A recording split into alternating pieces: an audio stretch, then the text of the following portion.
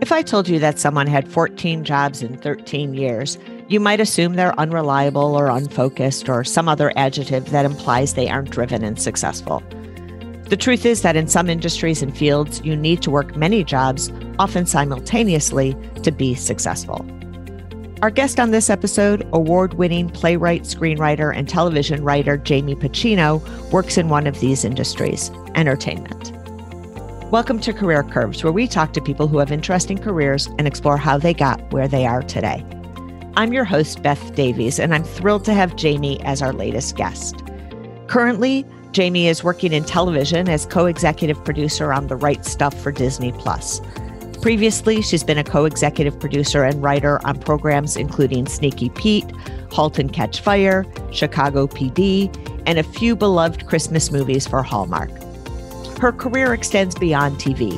As a playwright, Jamie's work has been produced in 4 countries and honored with numerous awards and nominations.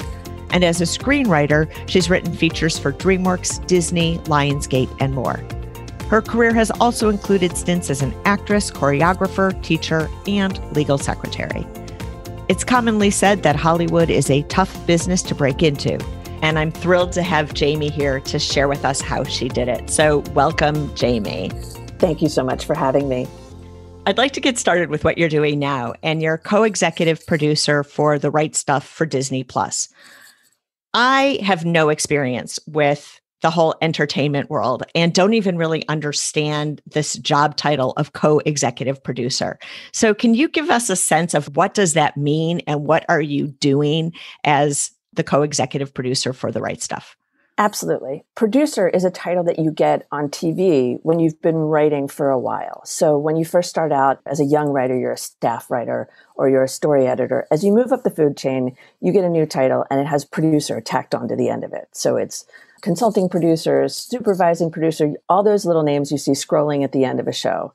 A co-executive producer is sort of the last stop on the food chain before you become the executive producer or the showrunner. So you're kind of the number 2 or the number 3 in the writing room. What it means is you're writing and you're creating the episodes, but you're also producing the episodes. And that can mean anything from helping with casting, looking at wardrobe, being on set. And so you get a lot of hats, basically, is what it means. You get more hats the more you go and the further up you get.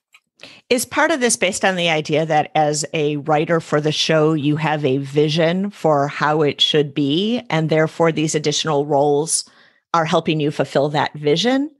So in television series specifically, the job of writer is a really unique one because what you're doing is you're writing in the voice of the showrunner and creator. So let's say, pick a show out of the air, Breaking Bad, which every writer loves and sort of worships. Vince Gilligan is the showrunner and creator of that show. Everybody who writes on that show is writing to his vision.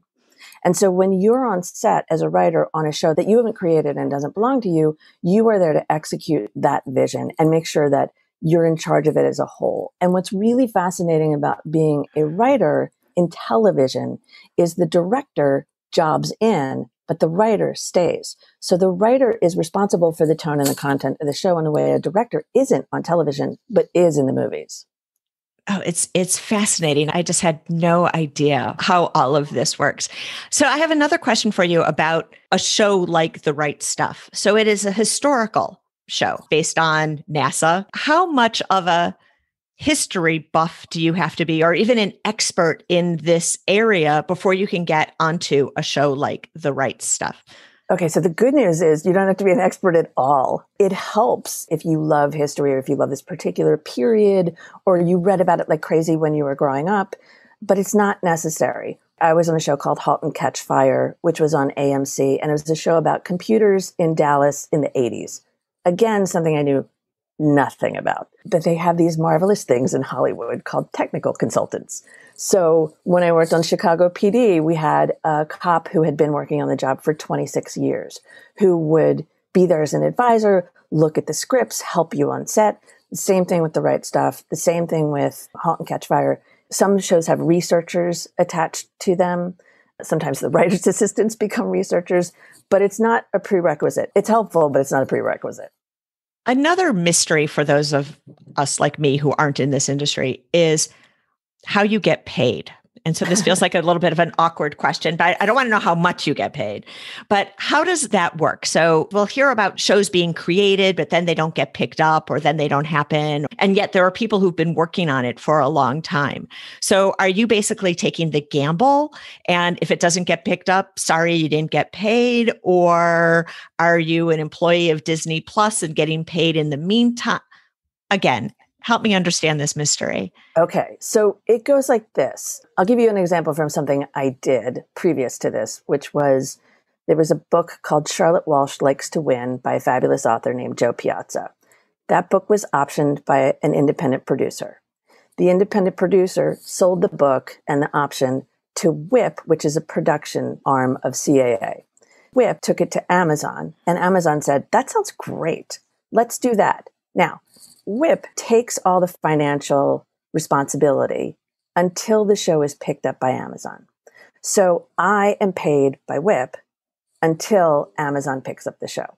So it's Whip's risk in this case. That's the game, which is there's a lot of reward, but there's a lot of risk. And I would say it's more risk than I deal with as a writer because I wouldn't go on a show where I wasn't getting paid in a series situation. There's other things that I have taken risks on.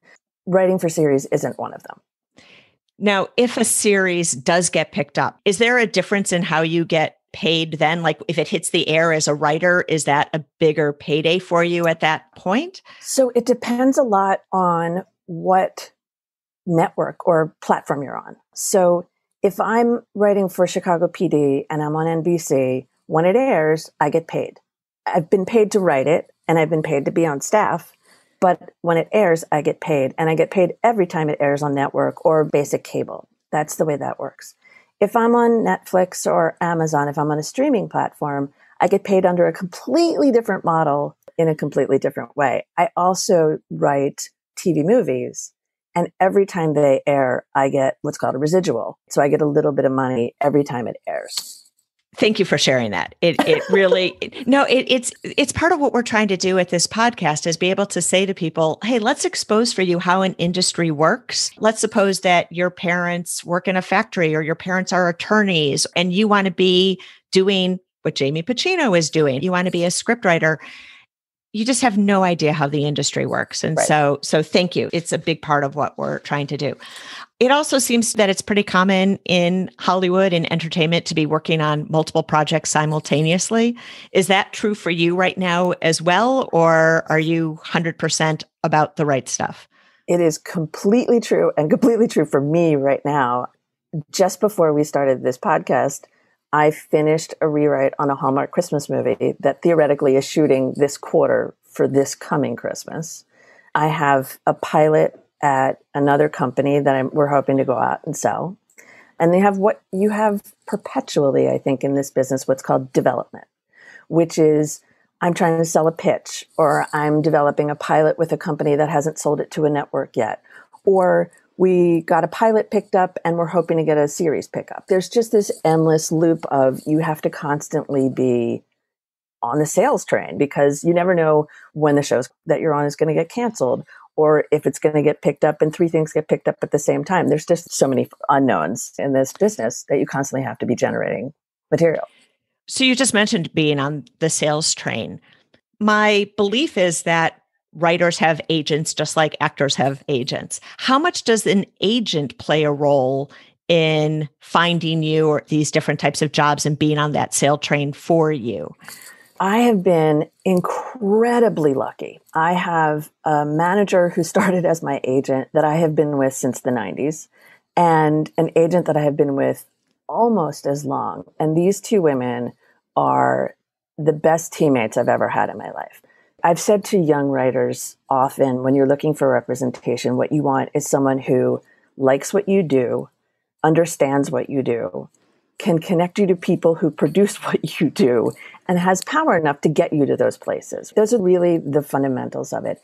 And these two women have been not just partners in all of this, but champions. And so what an agent does is she recognizes opportunities for you in the marketplace so that if there's a show that's about to open up a writer's room and she thinks that you're perfect for it, she gets your material to the showrunner or the producer that's working on the project and says, you must meet Jamie. You must read her and you must meet her.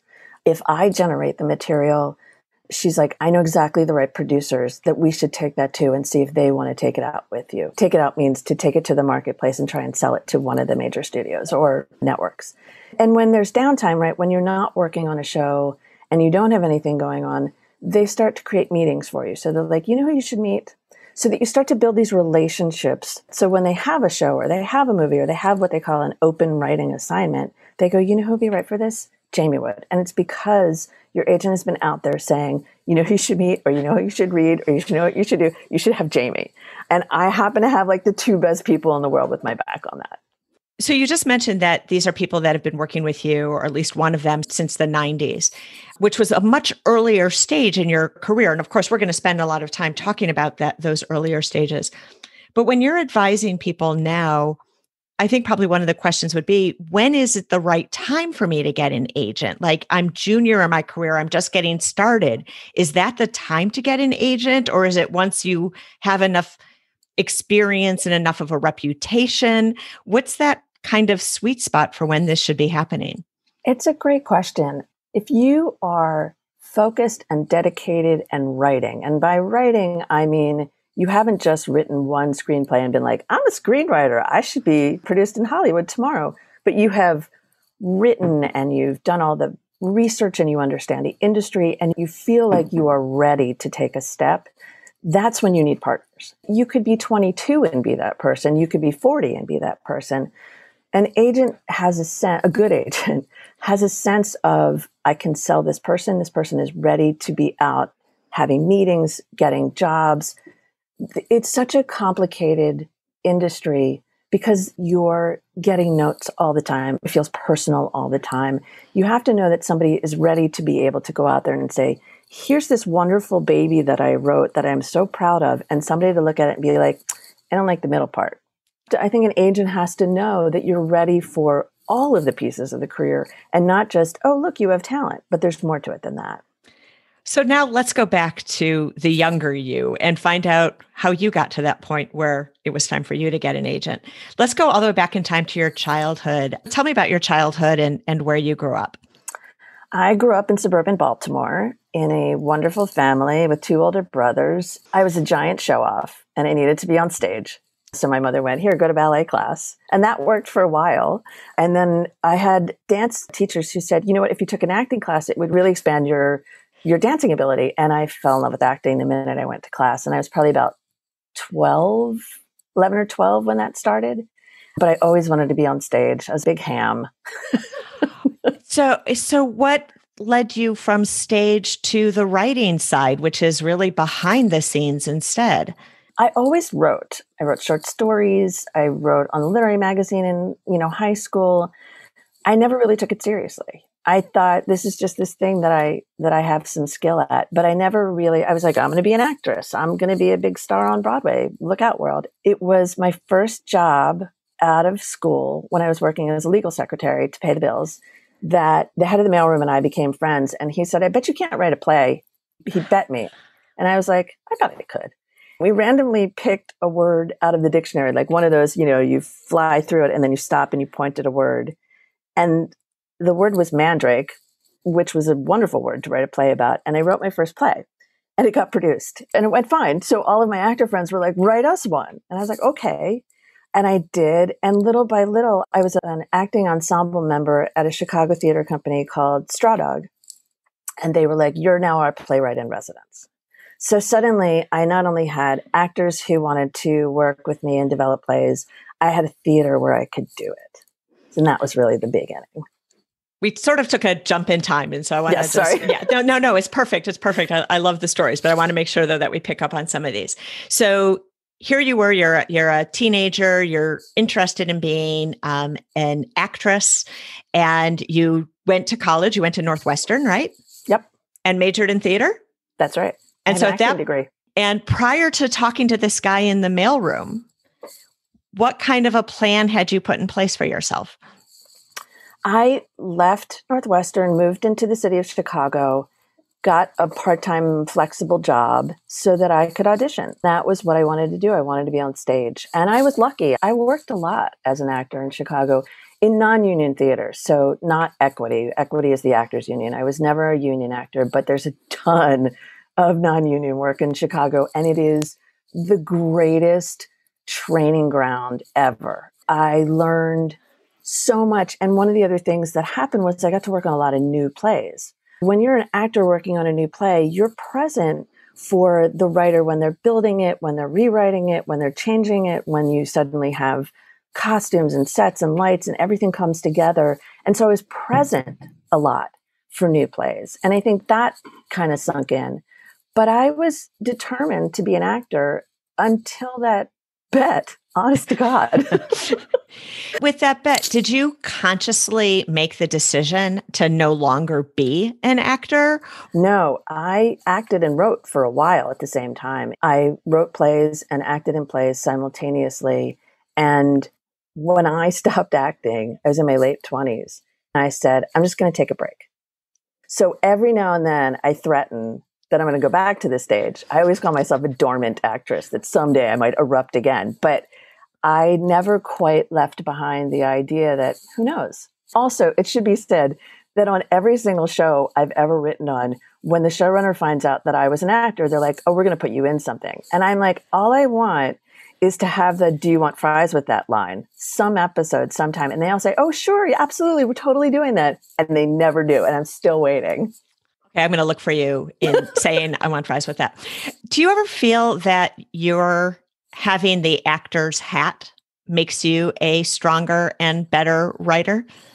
1,000,000%, yes. For so many reasons. One is I describe writing as extended improv on paper where I get to be everybody. In the same way that you take a role and you go through the emotional beats of it and you understand it from a character point of view, my strength as a writer for TV has always been character and dialogue. That's where I come at it first. And I think that has a direct relationship to my acting training. It's also really helpful because you'll be on set and an actor will say, I don't understand what I'm doing here. And you can speak in their language and you can help in a completely different way. So it's so, so useful. Once you made the switch in your late 20s to doing the writing, did you ever have that voice inside of yourself, maybe coming from a point of doubt that said, you know, this isn't what I studied. Maybe I need to go back to school and get a degree in writing, or maybe I need to get my master's in writing. Was that ever something that you considered? I never thought about getting a writing degree. And it should be said, and this is probably bad, but I've never taken a writing class. Like, that's bad. I don't think it's bad at all. I think it's fabulous. It should also be said that I'm married to a man who has an acting degree from the North Carolina School of the Arts, and he is now a Tony-nominated sound designer and composer. So we have similar paths. We were both acting in Chicago when we met, and he wound up getting tracked into sound design and composition. So it's not unusual. And in fact, I did have doubts. I did wonder if I was doing the right thing. I had spent a lot of time and all of my training was in acting, but acting wasn't satisfying me anymore. I felt like I had reached, for lack of a better word, a glass ceiling as an actor where I didn't feel like I was going to get the roles that I wanted or that I was ready for. On the flip side, the writing was going so well and it was so motivating and it really did make me happy and it really did fulfill me. And I thought, I got to chase the thing that is giving me back, that's feeding me, and not the thing that's not. And maybe that'll change.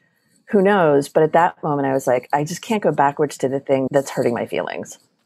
In these early days, you mentioned that you were working with a lot of different theater companies, non-equity, as you mentioned. So I'm going to guess, and you can please correct me, but I'm going to guess that means that they weren't paying the big bucks. No theater pays the big bucks, but non-unit theater pays the non-big bucks. If I got paid, because some of them I did do for free, I got paid very little. So how do you support yourself? If this is your passion, this is what's fueling you, you see this is where you want to go, but you also got to eat and put a roof over your head. How did you manage that when you were early in your career?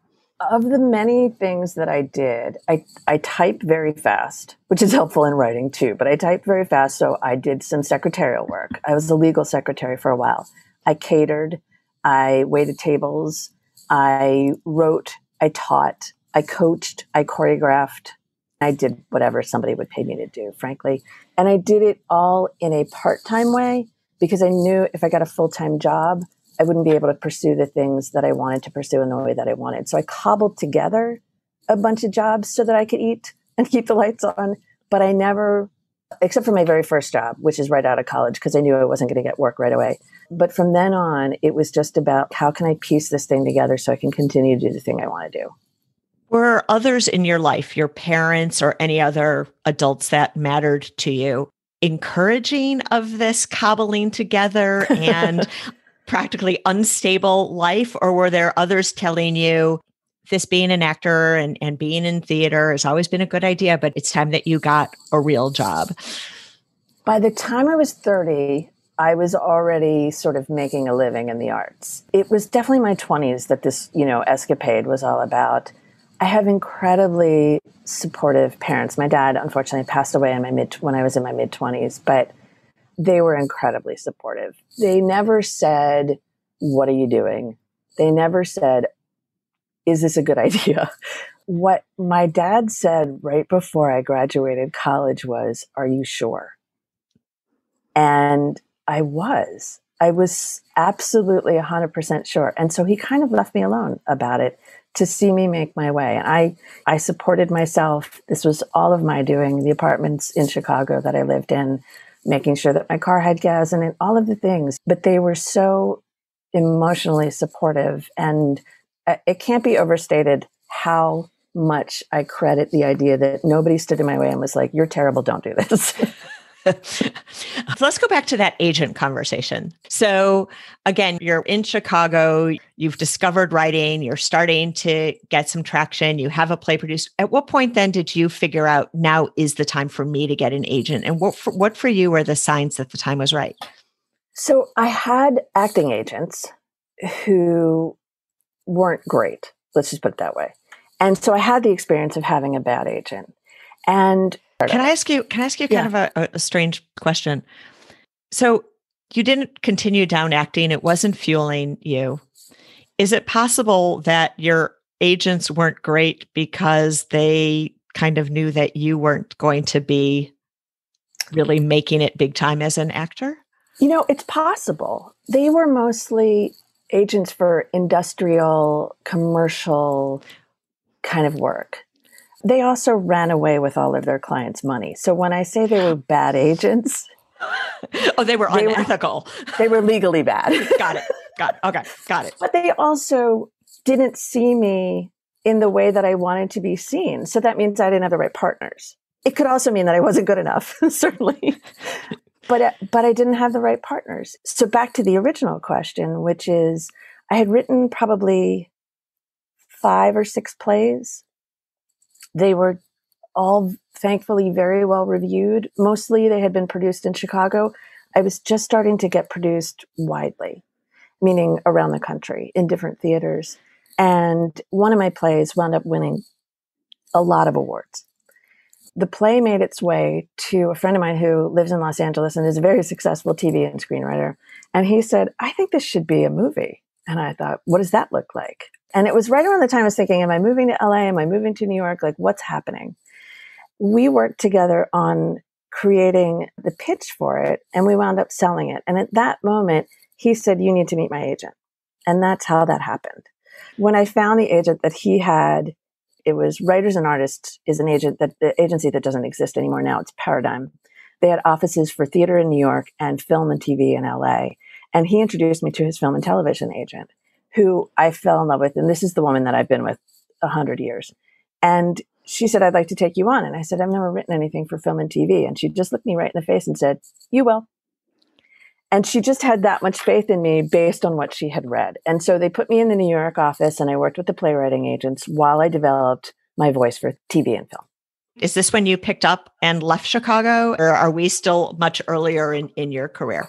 When I got my agent, I was in my late 20s. I had just taken the break from acting and had really started to focus on playwriting in particular, but the beginnings of a film and TV career. I didn't leave Chicago until I was 35. I left Chicago pregnant with my son, my first child, and we moved on the strength of a blind script deal that I had with DreamWorks. So the building period for me to I can support myself as a writer, strictly as a writer, was sort of between those two poles, right? Getting an agent and moving to LA. I spent a lot of years traveling back and forth from Chicago to Los Angeles and Chicago to New York. And I took full advantage of my agents by going to those places and sitting down for a week. And they would send me out to all of these meetings so that I suddenly had a way to build relationships with the people that would be hiring when I was ready for that big leap. And I got small jobs out of it. I got relationships out of it. I got into the Writers Guild with the first job, and that was in 2002, which is also when I moved to Los Angeles. I'll give you the best example was while I was in Chicago, I got connected to an executive at DreamWorks who had a project that was with a producer that I had met, one of these relationships that I had been built and introduced to.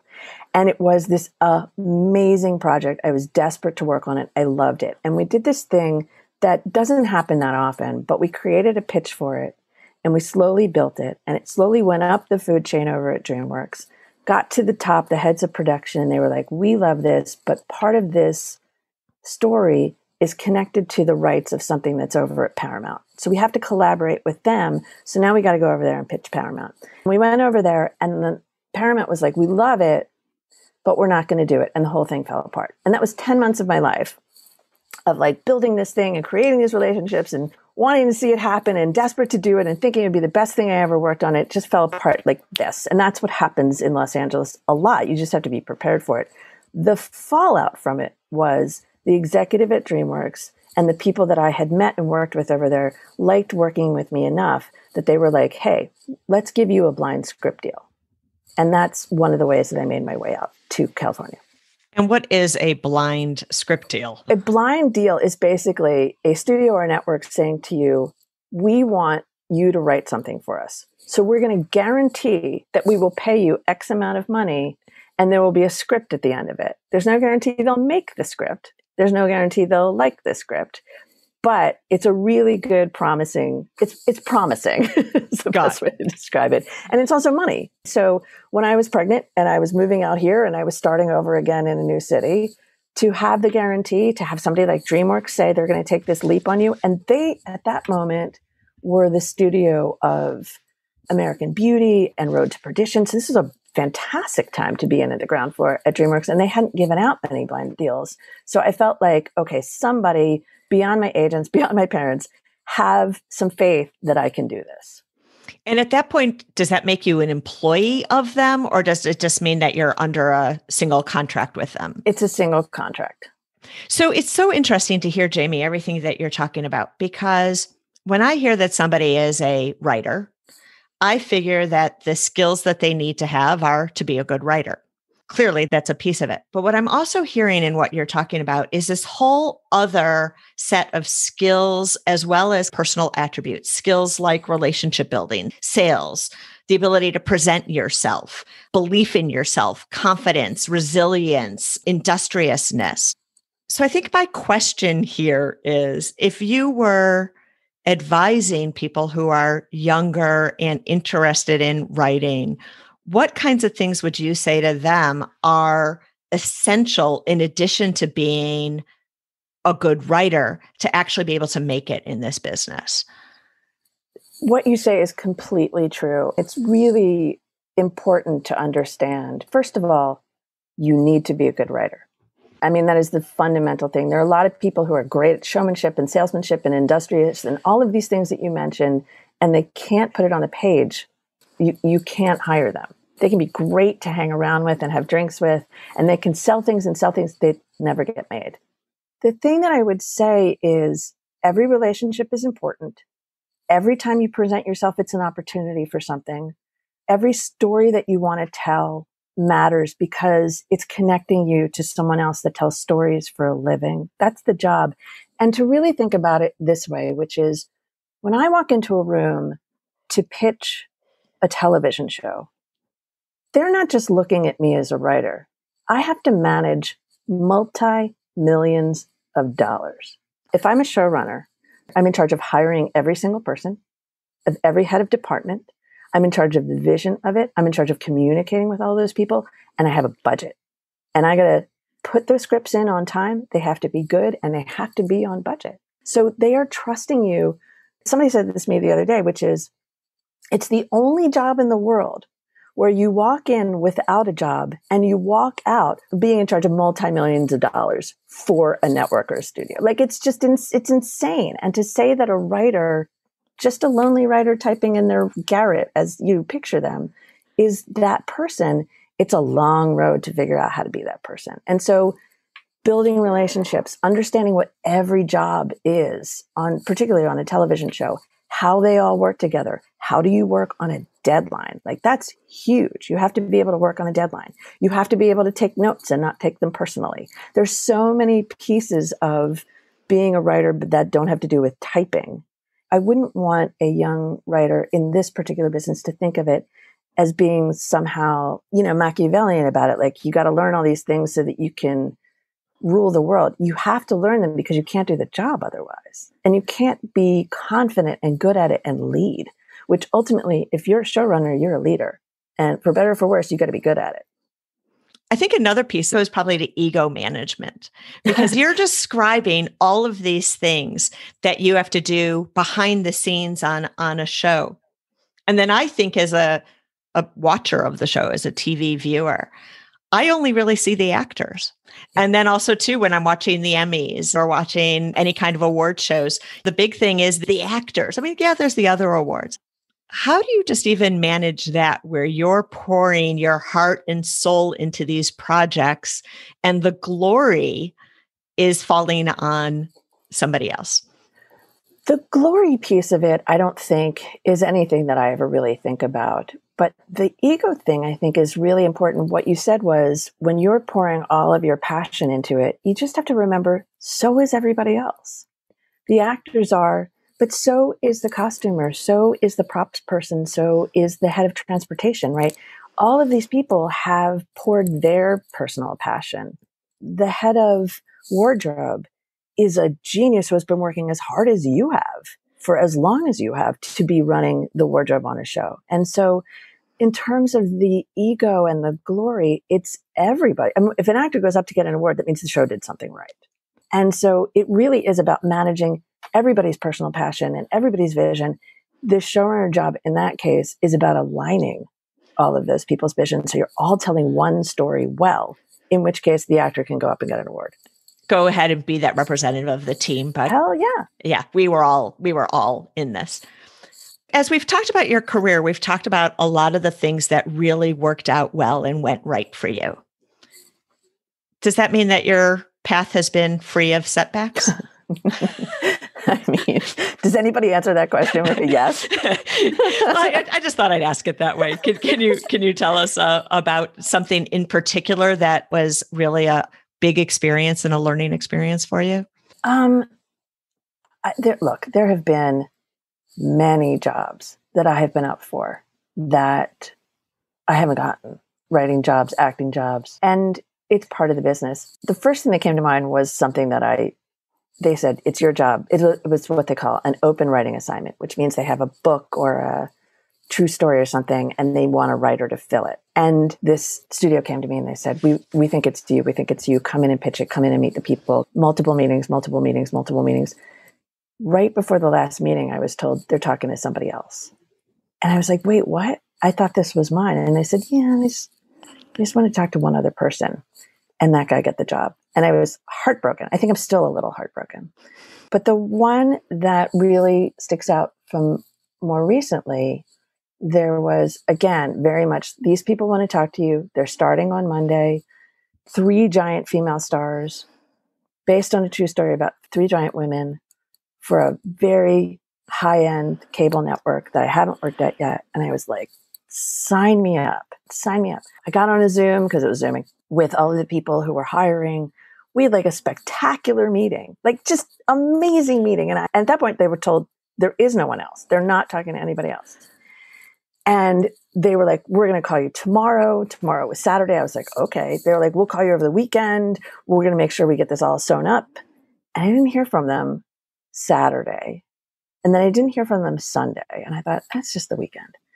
And then I didn't hear from them by midday Monday. And I called my agent. I was like, this isn't happening, is it? She's like, I don't know what's going on, but this isn't good. And by the end of the day, by like 4:30 on that Monday, she said, they went another direction, but they loved you and they want to work with you in the future. Yeah. And it shouldn't reflect badly on you. And like the whole, right. It's not you, it's not us. You, right. And I was heartbroken. Like I was just heartbroken. And the thing that you take away from it is having been in a position to hire people before, all the cliches, they're true often, which is it just didn't work out this time. And it's not you. It's not that you're not talented. It's not that you weren't delightful in the meeting. It's not any of those things. It just simply isn't the right fit at this moment. The other thing that I have learned from it, and this is something I learned way, way, way, way back when I was auditioning as an actress, there's no such thing as a bad, good audition.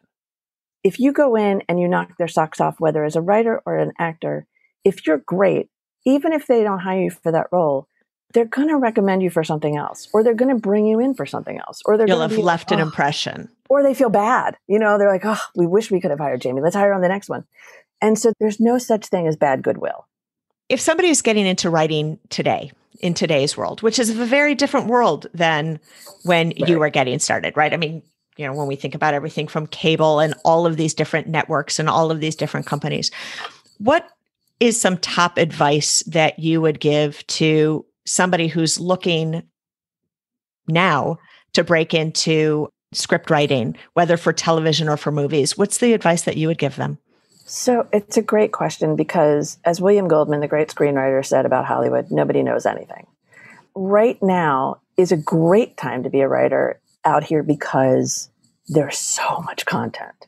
There's so many feeders of content. Not only do you have the major networks, the basic cables, the premium cables, the streaming services, there's YouTube, there's millions and millions of ways to find work. People need writers. That's the good news. You can also create your own material. You can shoot it on your iPhone. You can edit it on software on your computer. You can create a calling card for yourself of your own material. You can hire, like I did, my actor friends to do a show. And you can do it now. You can even do it in quarantine. I've seen that people have created things.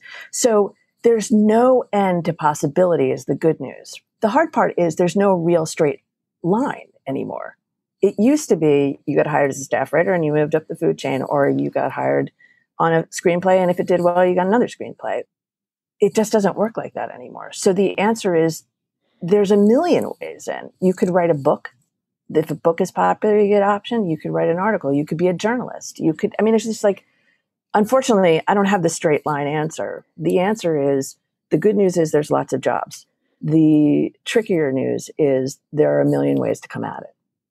I think that's good news, though, because I think there's right, because there's so many people who think that I have to make the right next move, as opposed to like there are so many different moves you could make a move, just do something and then stay open to the fact that that's going to then lead to something else. It's an excellent point. And think about, particularly in comedy, think about all the comedians and writers who have gotten noticed on YouTube, on different platforms like that, and they have shows. They're finding people in so many different ways. And I mean, I know a relative and friend of mine runs scripted for Snapchat, and they're interested in finding 5 to 6 minute script writers for content that's vertical and not horizontal like you look at your TV. Oh, so a totally different form factor. What happens if you can't have two people in a scene together in the same way? Oh, interesting. Very, right? So it's like fascinating. But like, I'm not the person who should be writing for Snapchat, but there's a 20-year-old out there that has exactly the right idea for what that should be. I love it. I love it. Do you feel at this point like you've made it? It's a great question. I definitely regard what I'm able to do as something that not everybody gets a chance to do. And so I'm so grateful for it every single day. The thing about me is I'm restless. I'm a restless person. So there are still more frontiers for me. I have made it far. I will say it that way. I have made it very far, and I still have horizons that I want to get to. What else do you have in your sights that you'd like to get to? I'd like to run a show. I would. I'd like to create and run my own show. And I'm closer than I've ever been. I'm very lucky to have 2 pilots in 2 different production companies and a lot of opportunities just right ahead of me. And I've been really fortunate. I'm part of this thing that the Writers Guild does called the Showrunner Training Program, which is they bring in about 25 writers every year to talk to all of the great showrunners in town. And so it's this 6-week program where once a week, the greatest showrunners of all time are sitting in front of you telling you everything you want to know about showrunning. And it's phenomenal. So I feel like I'm getting closer and closer every day, but it's a really weird world out here and you never know how it's going to go. I have just a couple of questions to wrap up our conversation. What would you say is the smartest career move you made, whether intentionally or accidentally? I think writing a play on a bet. Okay. And by the way, what is a mandrake? Oh, a mandrake is a root that you pull out of the ground. And when you do, lore has it that it screams, that it takes human form and it screams. And so, oh my God, that's like a perfect thing to write up because it could be anything from there. And like it has a curse on it. I wrote a story about a mandrake tree, which doesn't exist, that was in the middle of this town and this family that had a curse on it. That was my first play. If you could have one do-over, what would it be and why? I wish that I had figured out I was a writer sooner. That's funny though, because like we were saying, the fact that you have the actor background makes you stronger as a writer. It's true. What's funny is because I sort of wrote all the time anyway, just without an end goal for it, I had an acting teacher in college and my father who both said, "You're a writer." And I was like, "No, I'm an actress." That they both wound up being right is funny to me. So the signs were there. And also, this is actually amazing. The first job that I had out of college was as a receptionist at a law firm. And when you joined the firm, they gave you a questionnaire that they would put on their Friday newsletters. And the last 2 questions were, where do you see yourself in 5 years? Where do you see yourself in 10 years? I found the questionnaire many years later, probably 10 years later. I was in my 30s, I guess, by that point. And I looked at it. Where do you see yourself in 5 years? I had answered produced playwright. And where do you see yourself in 10 years? I had answered produced screenwriter. I had just graduated with an acting degree. Interesting. The signs were there. The signs were there. If you could go back to your younger self and give one piece of career advice, what career advice would you give to the young Jamie? I would say every job matters. And I mean that sort of in 2 ways. One is that even when you're a legal secretary, even when you're a caterer, even when you're a choreographer, every job teaches you something. And you have to act as if every job is the most important one so that you can get the most out of it. Every job matters now for me because that's my reputation. That's my work ethic. And I've taken some jobs where it's just like, I need to pay the rent. I'm going to pick up this thing because I'm able to. Every job matters because you never know where it's going to lead or what it's going to teach you. As a young person, every job matters because you're going to get so much out of everything. But every job matters as you continue on in your career because it is always, I mean, it's the old thing of what they say, which is how you do one thing is how you do everything. And that's true, especially in this business, because as big as it feels like it might be in Hollywood, it's a tiny little town. It's great. It's great advice. And my last question for you, how do you define success?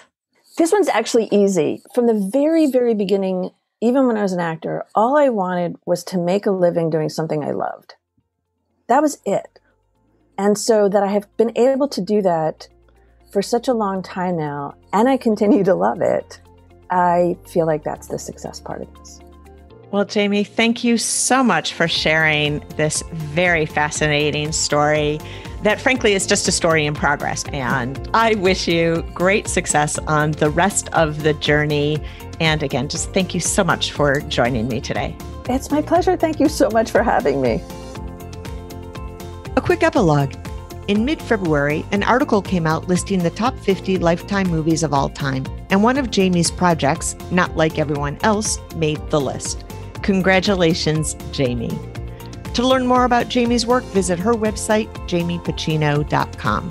We've put a link on our website, careercurves.com. While there, check out some of our past episodes. We've built up quite the collection since launching in 2019. Finally, please tell others about Career Curves, and if you like what we're doing, leave a review on Apple Podcasts. That's it for this episode. As always, thanks for listening.